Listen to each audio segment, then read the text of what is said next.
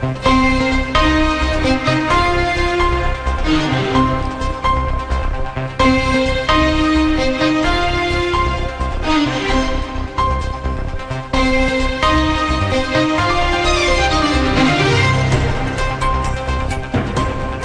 continues to be low with the chance of snowfalls expected in many areas tomorrow. Syria condemns the terrorist attack which targeted Charlie Hebdo magazine in Paris and reiterates the call for correcting wrong policies.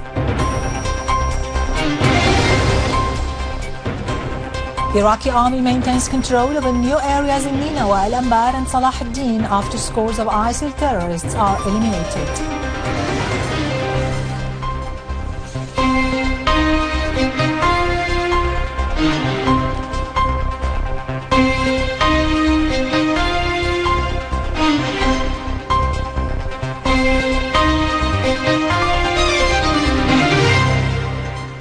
Good afternoon, ladies and gentlemen. This is Irado Krikorian with the news in English. Syrian governorates have witnessed drizzles and heavy snowfalls over the past 48 hours, where snow rose above 1 meter in some areas, particularly in al-Qunaitira and al-Suwaida. Temperatures registered are 9 degrees below the annual average. They will continue to be low in the upcoming hours as the weather is expected to get colder tomorrow. In Jabal al-Sheikh, in al-Qunaitira, snow rose above 1.5 meters. Heaps of snow in al-Suwaida have caused many roads to be closed. Similar heavy snowfalls were reported in Hama, Latakia and Tartus. The latter has reopened its commercial seaport and oil outlet before maritime navigation.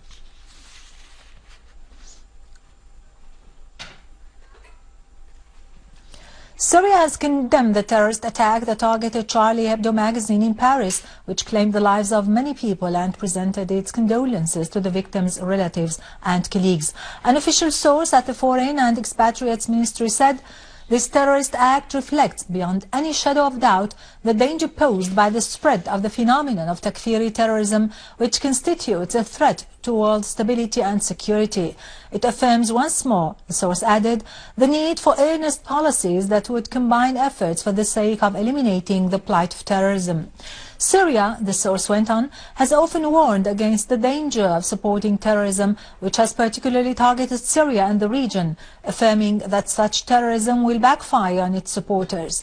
The events and threats which more than one European country has witnessed prove the short-sightedness of the European policies and the responsibility for such events and for the bloodshed in Syria, the ministry said. The source concluded the statement saying that Syria, that has been fighting Takfiri terrorism and whose people have offered many victims as a result of the terror that has come from abroad, reiterates its call for wrong policies to be corrected and for commitment to the fight of terrorism in all its forms according to international legitimacy resolutions, the most recent of which are UN Security Council's resolutions 2170 and 2178, and to bring to account the countries that have offered and are still offering all forms of support for the terrorist groups.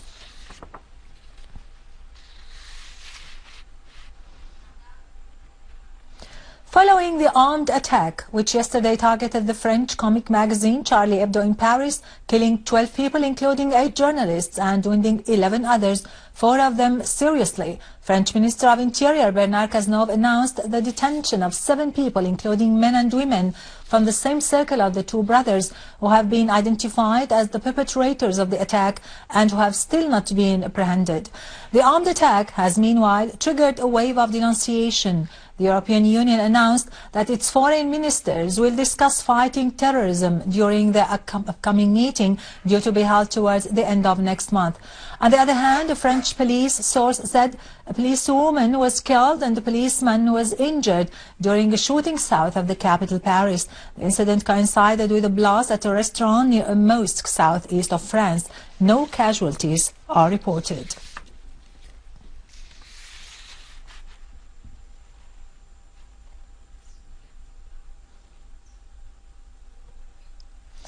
The activities of the 28th meeting of the International Islamic Unity Conference continue in the Iranian capital, Tehran. The conference, in which 70 states from various parts of the world are taking part, including Syria, seeks to prepare the appropriate ground for cooperation in the Islamic world to bring viewpoints together and address Muslims' problems, particularly the terrorist Takfiri trends.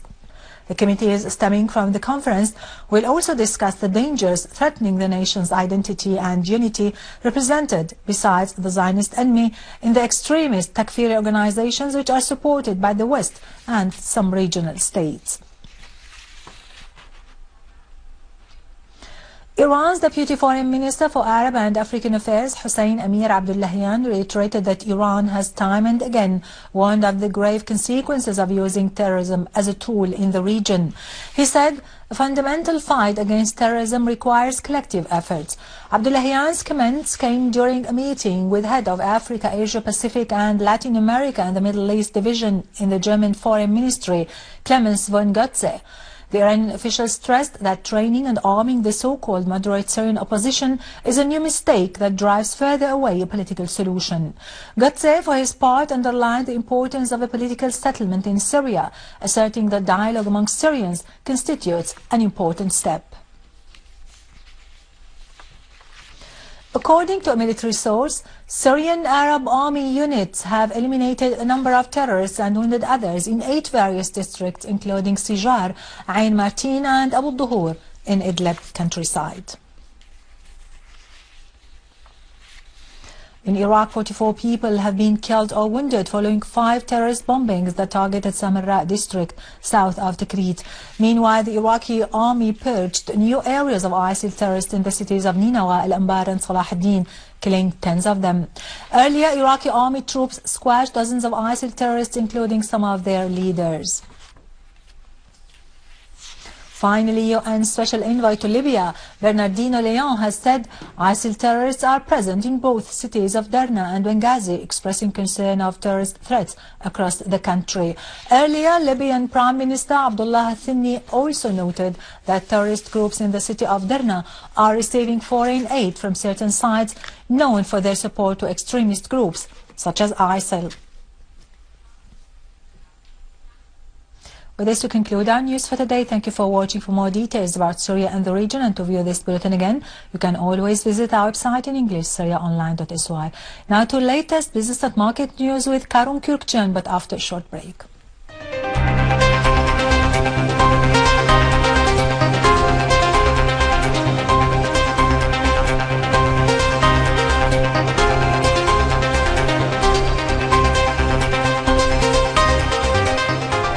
Good afternoon.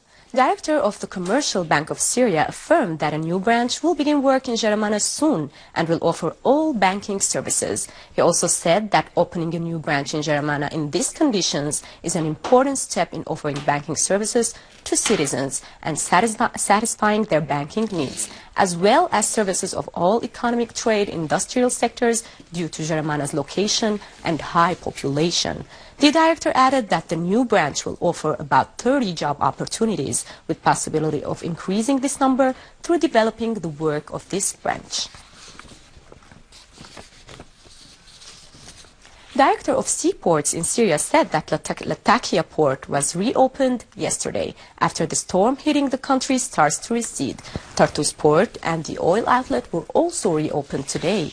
He added that the storm reached 40 knots, 74 kilometers per hour, expecting that the wind speed will reach between 10 to 15 knots. He said that the damage affected the ports are very limited, adding that the department took all necessary measures to face any abnormal developments.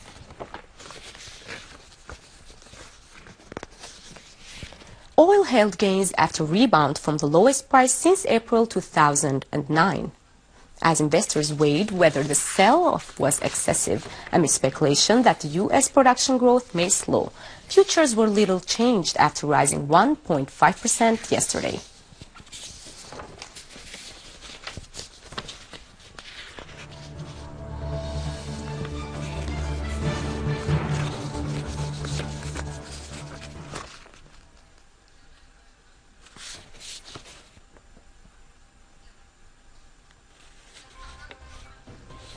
European stocks climbed for a second day. amid optimism that the monetary policies by the European Central Bank and Federal Reserve will support the economy. Japanese shares rose for the first time in 6 days as U.S. equities rebounded after jobs data showed optimism in the world's biggest economy.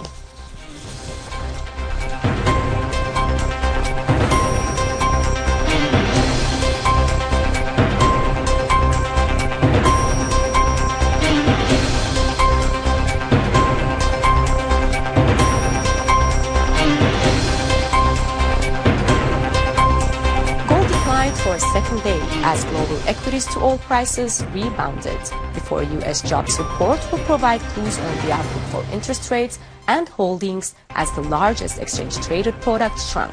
Gold for February delivery decreased 0.3% to reach $1,207 an ounce.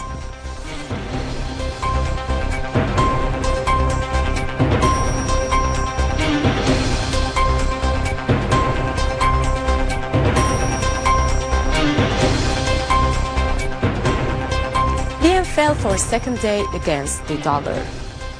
The Japanese currency weakened versus all of its 16 major counterparts as a rally in oil reduced demand for havens.